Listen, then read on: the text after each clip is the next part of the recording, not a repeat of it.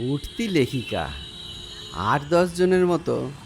ওরও ইচ্ছা, ওর লেখা গল্পের বই বেরোবে, ওর লেখা গল্প নিয়ে সিনেমা হবে, যুক্ত হলো একটা মুভি প্রোডাকশন হাউসের সাথে। কি যে বলেন দাদা, নতুন আরও কিছু গল্প নিশ্চয়ই দেবো আপনাকে। আমি তো বলছি, হ্যাঁ, নতুন গল্পের ওপরেই তো আমাদের কাজ চলছে, তাই না? হ্যাঁ, আমি যখন বলেছি খুব শীঘ্রই আপনাকে একটা গল্প দেবো। হ্যাঁ, ধরে নিন ওই ২ সপ্তাহের মধ্যে আপনাকে একটা গল্প দিয়ে দেবো।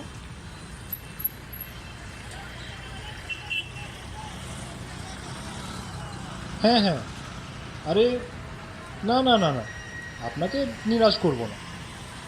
তবে কি জানেন তো, হ্যাঁ, একটু তো আপনাকে সময় দিতেই হবে, কি তাই না?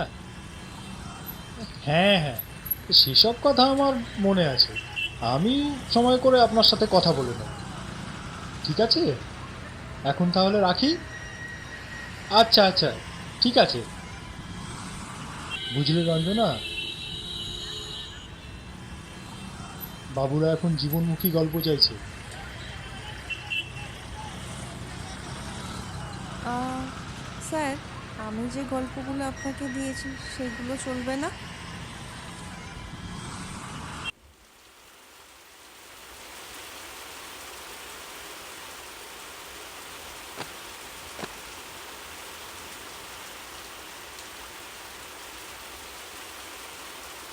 আবার এসব কি নিয়ে বসলি এত রাতে? এই একটু লিখি।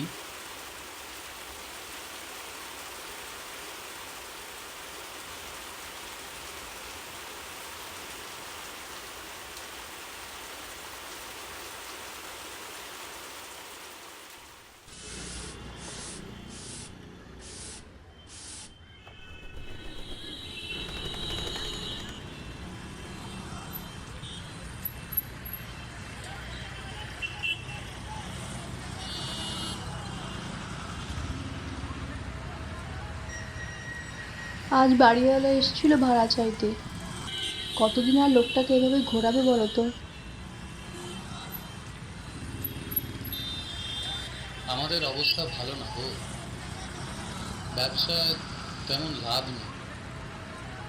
দেখি পরের মাসে যদি দিয়ে দিতে পারি।